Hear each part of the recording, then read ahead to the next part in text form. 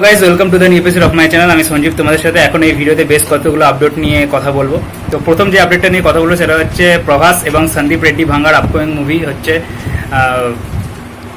Spirit, যেটা আমরা প্রত্যেকে জানি, যেটা শুটিং এবছরের শেষ দিক থেকে শুরু হবে। তো এই সিনেমা রিলেটেড একটা দারুণ এক্সাইটিং আপডেট উঠে আসছে।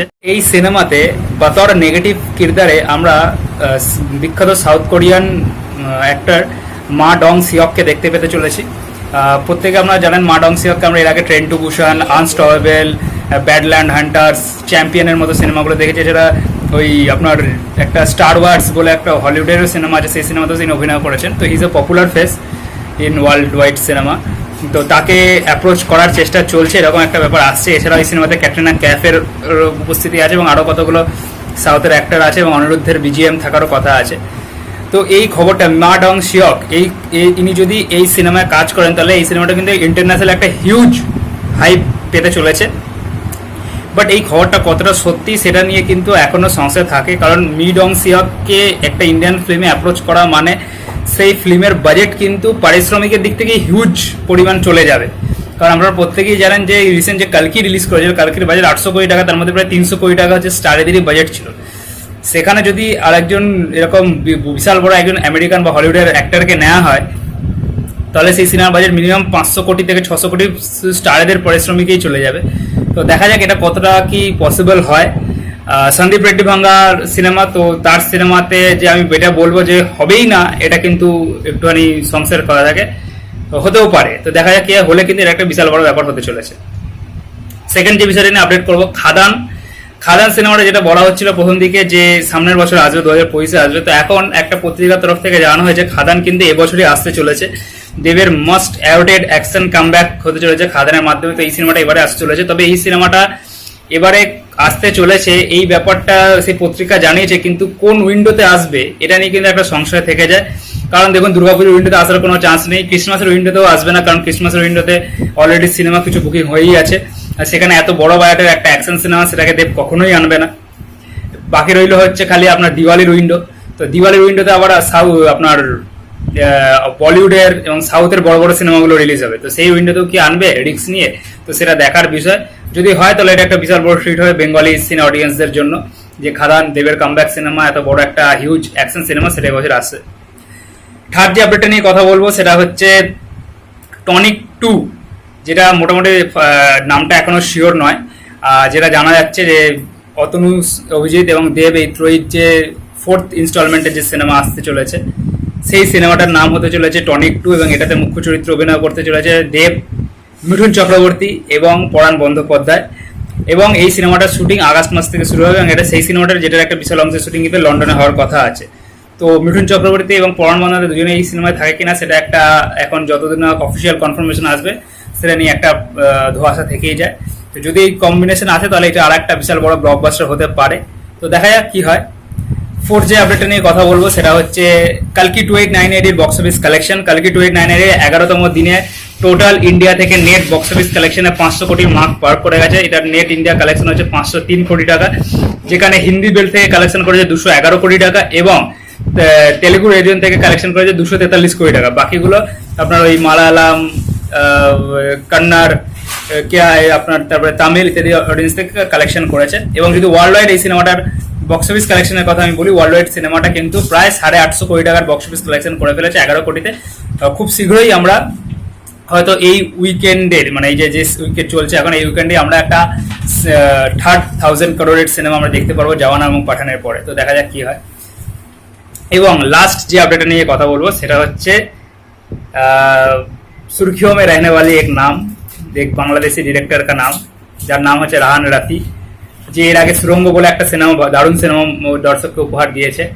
এবং তার রিসেন্ট একটা সিনেমা এসছে তুফান বলে, যেখানে বাংলাদেশের মেগাস্টার বা সুপারস্টার যাই বলো সাকিব খান আছে। এবং সেই সিনেমাটা কেমন হয়েছে, সিনেমাটা না দেখে আমি সিনেমাটা সম্বন্ধে একটা কথা বলবো না, বাট সেই সিনেমাটা আমাদের এপার বাংলায় একেবারেই খারাপ রেসপন্স পাচ্ছে। এবং সেই জন্য এই ডিরেক্টর ওই খবর কি সুরখিও মে রহনে কে লিয়ে ডিরেক্টর কিছু ঢপবাজি কথাবার্তা বলে দিয়েছেন।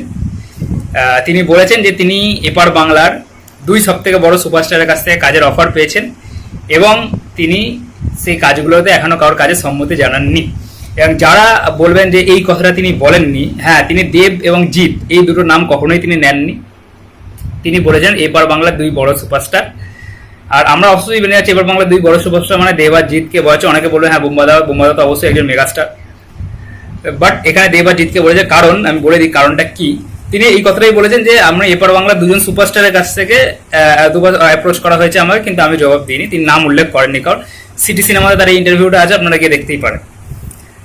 এবার বলি যে দেবদা রিসেন্টলি মানে গতকালই সকালের দিকে একটা পোস্ট করেছেন যে এরকম কোনো যদি খবর আছে এটা একেবারেই মিথ্যা, এরকম কোনো কিছুই করা হয়নি, still wish him best of luck. মানে সত্যি কথা বলে দেবদা হালকা করে মানে খিল্লি করে দিয়েছে ওনাকে নিয়ে, যে তাকে বেস্ট অফ লাক, কিন্তু আমাদের তরফ থেকে এরকম কোনো কিছুই করা হয়নি। এবার অনেক বলতে পারেন যে আমি দেব আর বুম্বাদাকে অ্যাপ্রোচ করেছিলাম, জিতটাকে করিনি। ঠিক আছে, কারণ দেবদাকে কেন অ্যাপ্রোচ করে, দেবদার কথা যদি এখানে না উঠতো তাহলে কিন্তু দেবদা কিন্তু কোনোভাবে এই পোস্টটা করতো না যে আমাদের তরফ থেকে এরকম কোনো অ্যাপ্রোচ করা হয়নি, তো best of luck Rahan Rafi এই ধরনের পোস্ট নিয়ে করতেন। তাকে ইন্ডিকেট করে বলা হয়েছে, আমরা প্রত্যেকেই বুঝতে পারবে যে কাকে ইন্ডিকেট করে বলা হয়েছে।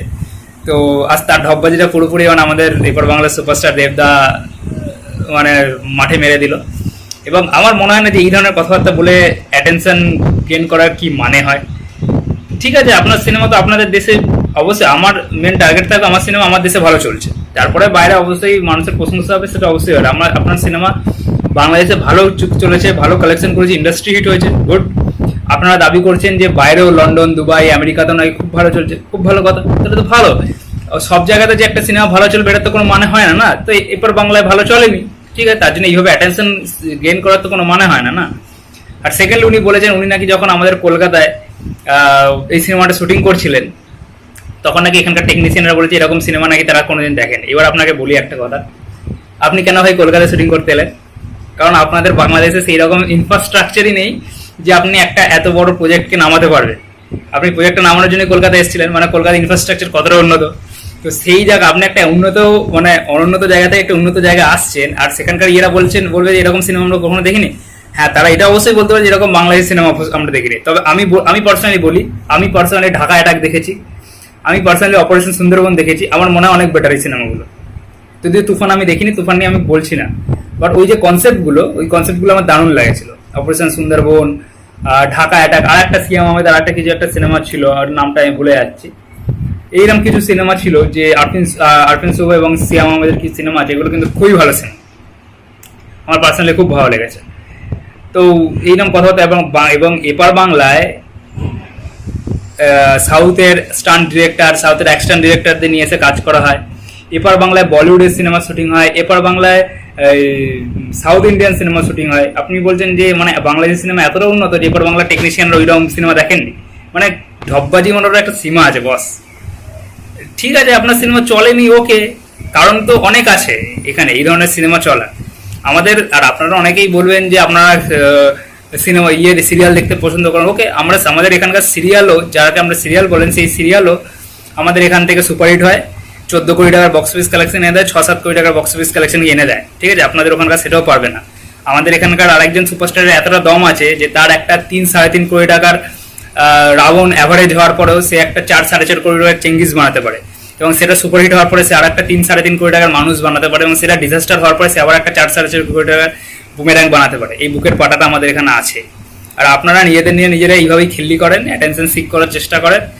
সত্যি কথা বলছি, বাংলাদেশের সিনেমা নিয়ে বাংলাদেশের প্রচুর, চঞ্চল চৌধুরী বলুন, মোশাররফ করিম বলুন, আরফিন শুভ বলুন, আরফিন নিশো বলুন, ইভেন শাকিব খানকেও, আপনার এদেরকে নিয়ে কোনো প্রবলেম থাকার তো আমাদের এপার বাংলার কোনো কথা নয়। কারণ এদের সিনেমা আমাদের এখানে আসলে সিনেমাটা এন্টারটেনমেন্টের জিনিস, আমরা সিনেমা দেখতে যাবো, এনজয় করবো, ব্যাস। কারণ ওই সিনেমা এখানে হিট হোক ফ্লপ হোক এটাতে কোনো আমাদের আসা যায় না কিছু, তাই না?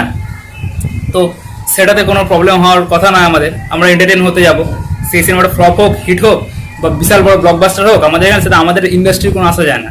বাট এখানে সাকিব খানের কিছু ফ্যান পেয়ে এবং আমাদের এপার বাংলার কিছু ইউটিউবাররা এতটাকে তোল্লাই দিচ্ছে যে তারা বাংলাদেশে যেমন ক্রিকেটের ক্ষেত্রে তারা করে যে ভারত একটা ম্যাচ হারলে এখন উৎসব শুরু করে দেয়, তারা এখন আমাদের এই দেশের সুপারস্টারদের নিয়ে সেই জিনিসটা শুরু করছে।